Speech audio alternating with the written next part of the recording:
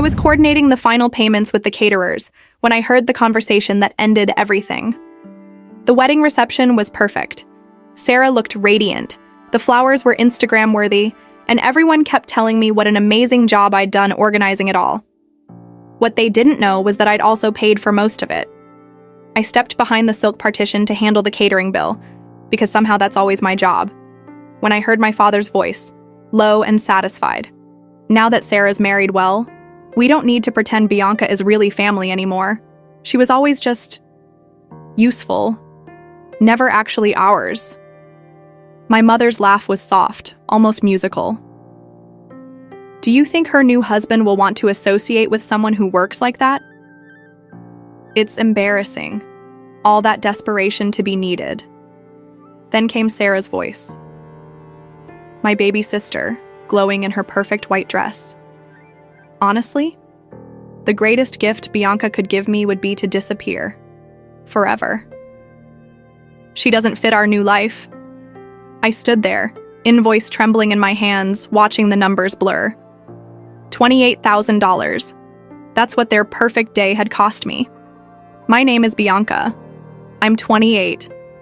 And I've been invisible long enough. If you believe silence can speak louder than words, subscribe to Revenge with Suzi. It helps me reach more people and keeps me going to bring you stories like this. And tell me in the comments, would you have done anything differently?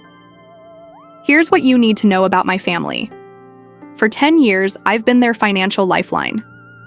When Dad's construction business collapsed during the recession and Mom's shopping habits destroyed her credit, I stepped up. I was 21, fresh out of college, and stupid enough to think family meant forever. But it wasn't until the family photos that I understood my real place in their world. Bianca, could you step out for the immediate family shots? The photographer asked, adjusting his lens for the formal portraits. Sarah beamed beside her new husband while Mom and Dad flanked them like proud peacocks. I moved aside, watching through the viewfinder as they posed for posterity. 4 people. The real family. Beautiful, the photographer murmured, snapping away. Now just the parents with the bride. I stood there for 20 minutes watching them cycle through every possible combination. Parents with Sarah, Sarah with her husband, parents with the new son-in-law, extended family with Sarah, college friends with Sarah. Never once did anyone say, "Where's Bianca?" Mrs. Peterson, one of Mom's church friends, wandered over to me by the dessert table. "Oh, honey, are you the wedding planner? You've done such a beautiful job with everything." "I'm the sister," I said quietly. Her face flushed red. "Oh my goodness, I'm so sorry. I just assumed, well, you seem to know where everything is and how it all works." That's when it crystallized. Even the guests couldn't tell the difference between the family member and the hired help, because there wasn't one. My friend Jennifer found me an hour later, still standing alone by the chocolate fountain. "You okay? You look like you've seen a ghost." "They didn't want me in a single family photo," I said, my voice barely above a whisper. "Not one. In 47 shots, I'm in 0. Jennifer's face went hard. "The family photos for the wedding you organized and paid for?" $28,000, I said, pulling out my phone to show her the bank transfer confirmations I'd been tracking all month. The venue deposit, the flowers, her dress, half the catering. I even paid for the photographer who just spent an hour pretending I don't exist. "Bianca, I need some air," I said, walking toward the exit, "and I need to make some phone calls." The first call I made was to my bank's 24-hour customer service line. The second was to American Express.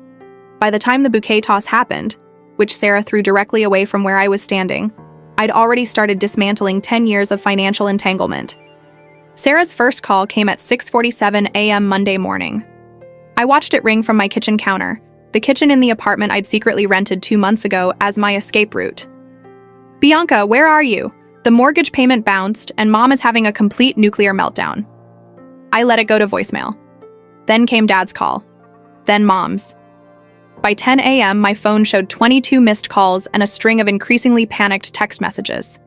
The beauty of their crisis was in watching them discover, piece by piece, how completely they'd been depending on me.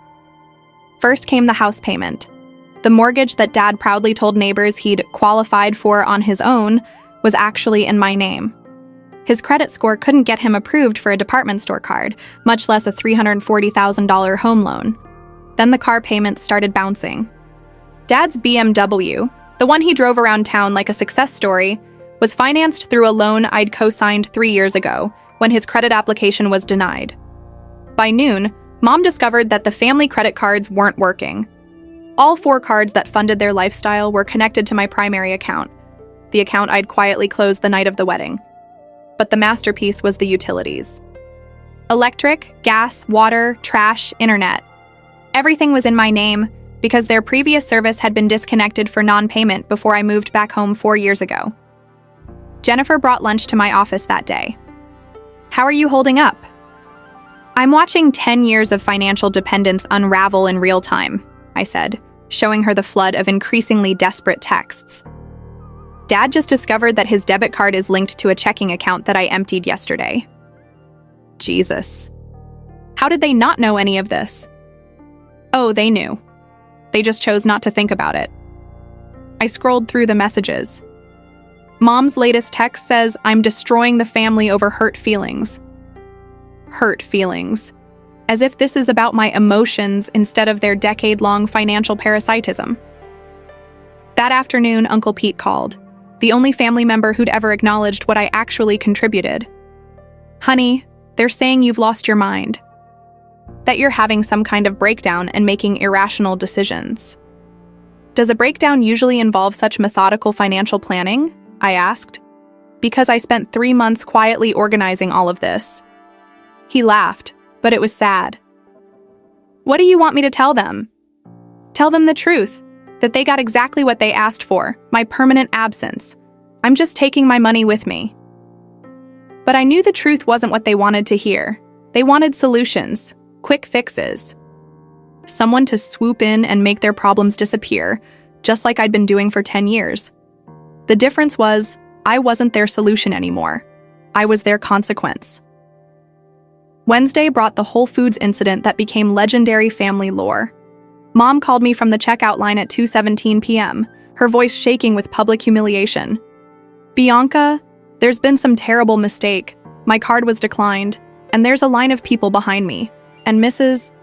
Patterson from the church is here, and I don't understand what's happening." "It's not a mistake," I said, calmly organizing my desk files while she spiraled into panic. "I canceled all the cards where I was the primary account holder." "You can't do that. These are family cards. I have groceries in my cart." The absurdity hit me like a physical weight. "Mom, they're my cards, in my name, connected to my bank account. I've been paying the bills for 4 years. But how am I supposed to buy groceries?" The question hung in the air between us, heavy with the reality she'd been avoiding. How was she supposed to buy groceries with her own money, using her own credit, like every other adult human being on the planet? "I'm sure you'll figure it out," I said. "You managed fine for 43 years before I started funding your lifestyle." The background noise told the whole story. The shuffle of impatient customers, the beep of other checkout lines processing successfully, the whispered conversations of people who recognize the woman holding up the line as the mother of that successful girl who has it all together.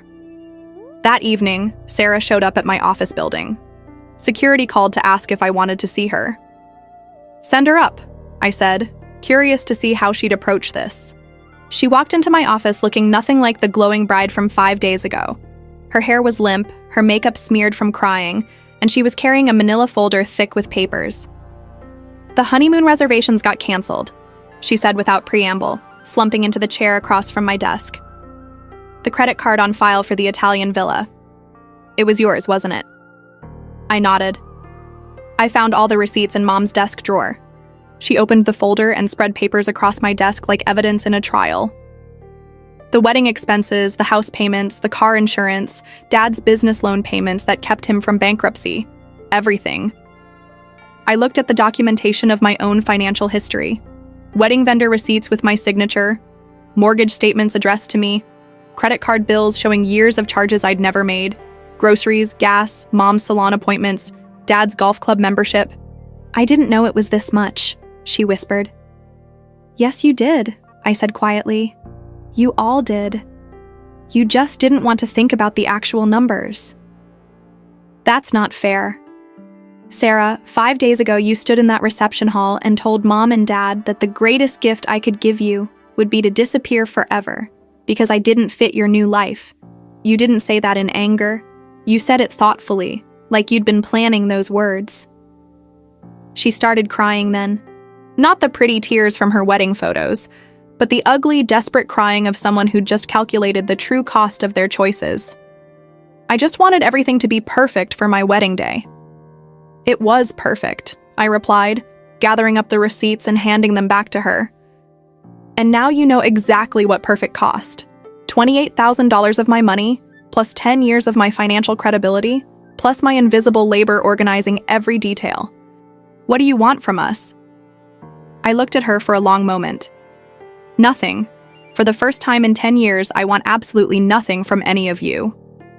2 weeks later, they made their biggest mistake yet. They hired an attorney. The legal letter arrived on a Thursday, delivered by certified mail with the kind of official weight that's supposed to intimidate people into compliance. I read it twice, then called my lawyer while laughing out loud. "Margaret, you need to see this," I said, scanning the document to her office. "They're actually trying to sue me for taking back my own money." Her response was immediate. "Bianca, in 22 years of family law practice, this is the most legally ridiculous document I've ever received. They've essentially written us a confession. The letter accused me of financial coercion of family members, abandonment during a time of family celebration, and, my personal favorite, theft and conversion of jointly held family resources." "Can they actually cause legal problems for me?" I asked, suddenly feeling less confident. "Let me walk through their claims," Margaret said. "They're suing you for stopping payment on accounts in your name, canceling credit cards you own, and moving out of a house you purchased. It's like suing someone for stealing their own car." But that night, lying in my new bed in my carefully chosen apartment, I woke up in a cold sweat. What if I was wrong? What if somehow their lawyer could twist this into something that hurt me? What if I lost everything anyway? I actually reached for my phone at 3 a.m. to call Mom, to apologize, to fix everything, to go back to being their invisible financial safety net. My thumb hovered over her contact. Then I remembered Sarah's voice from the wedding. "She doesn't fit our new life." I put the phone down and went back to sleep. The next morning, Margaret's response letter was a masterpiece of legal precision. Our client was under no legal or moral obligation to continue funding adults who publicly stated that her permanent absence would be a gift to the family. Ms. Thompson has simply honored their request by removing her financial presence along with her physical presence. If your clients require financial assistance, we suggest they apply for credit using their own financial history and documented income. Their lawyer's response came 3 days later. A brief note withdrawing all claims and apologizing for the misunderstanding. Uncle Pete called that weekend with an update. They dropped the legal nonsense. I figured they would once their lawyer explained how lawsuits actually work. But now they're telling people around town that you stole family money and destroyed their lives out of spite. I looked out my apartment window at the town I'd grown up in, the place where I'd spent 10 years being simultaneously invisible and indispensable. "Let them," I said. "Anyone who does basic math will see the truth. Small towns have their own gravitational pull when it comes to gossip, and this story was too good to stay quiet." Within a week of their failed legal threat, the real narrative started emerging. It started at the bank. Mrs. Henderson, who'd processed my mortgage payments for 3 years, mentioned to Mrs. Rodriguez at the library book club that she'd always wondered how the Thompsons afforded their lifestyle after Tom's business failed. Mrs. Rodriguez shared the tidbit with her daughter, who worked at the credit union where Dad had been repeatedly denied for loans. The daughter mentioned it to her husband, who played poker with Uncle Pete. By the time the story reached Facebook, it had grown accurate legs. Someone posted in our town's community group, "Anyone else hear about the Thompson family situation? Apparently the daughter who abandoned them was actually the one who'd been paying for everything for years." The comments came fast and brutal. I wondered how they kept that house after Tom's construction company went under. Bianca co-signed my neighbor's car loan when the bank wouldn't approve them. That girl has been helping half this town with their credit problems. Wait, so they're mad because their personal ATM walked away? Sarah tried damage control with her own post. It's heartbreaking when family chooses money over love. Some people would rather destroy relationships than work through problems together. The response was swift and merciless. Girl, working through problems together doesn't mean one person pays for everyone else's problems. How exactly do you steal money from accounts that were in your name to begin with? Maybe the real question is why a 28-year-old had to financially support her parents and sister for a decade. Jennifer screenshotted everything and brought it to our Friday coffee date. "You're becoming a local folk hero," she said, scrolling through the comments. "Half the town is calling you brave for finally setting boundaries. And the other half thinks you're heartless for abandoning family." She paused at one particularly nasty comment from one of Mom's church friends. "But even those people are asking why your parents couldn't pay their own bills." That evening, Mom called from yet another blocked number. I'd started answering these calls because her desperation had become almost entertaining. "Bianca, people are saying horrible things about us online. You have to make them stop." "I'm not making anyone say anything, Mom. They're just finally doing the math you never wanted them to do. Your father's reputation in this town is being destroyed." His reputation is exactly what it should be, the reputation of a man who let his daughter fund his lifestyle for 10 years and then tried to sue her for stopping. But people don't understand the whole situation. They understand perfectly. That's why you're calling me instead of handling it yourself. The silence stretched until she hung up, but not before I heard Dad's voice in the background. "Tell her we don't need her anyway. We never did." If he only knew how much I hoped that was true. 6 weeks after the wedding, Uncle Pete called with the news I'd been expecting but somehow still wasn't prepared for. "They lost the house, honey. Foreclosure notice went up this morning." I was stirring pasta sauce in my own kitchen, in my own apartment, when he said it. I kept stirring, watching the bubbles pop on the surface, feeling absolutely nothing. "Where are they going?" "Sarah and her husband are moving in with his parents across town. Your mom and dad found a rental, but..." He paused. "It's not in a good neighborhood, and it's small. A rental they'd have to qualify for with their actual credit. Pay for with their actual income. Maintain with their actual responsibility. How are they handling it?" Uncle Pete sighed deeply. "About like you'd expect. They're telling anyone who'll listen that you destroyed the family over hurt feelings, that you were jealous of Sarah's happiness and took revenge by stealing their security." "Good," I said, surprising both of us with how calm I sounded. "Let them think it was about hurt feelings and jealousy. That's so much easier than admitting they spent 10 years using me as their personal bank account." "Bianca, honey, I have to ask. Any regrets? Any part of you that wishes you'd handled this differently?" I turned off the stove and looked around my small, perfectly chosen apartment. The furniture I'd picked, the colors I'd selected, the silence I controlled. "Uncle Pete, do you know what I did last weekend?" "What's that?" "I bought groceries without calculating whether someone else was going to eat them.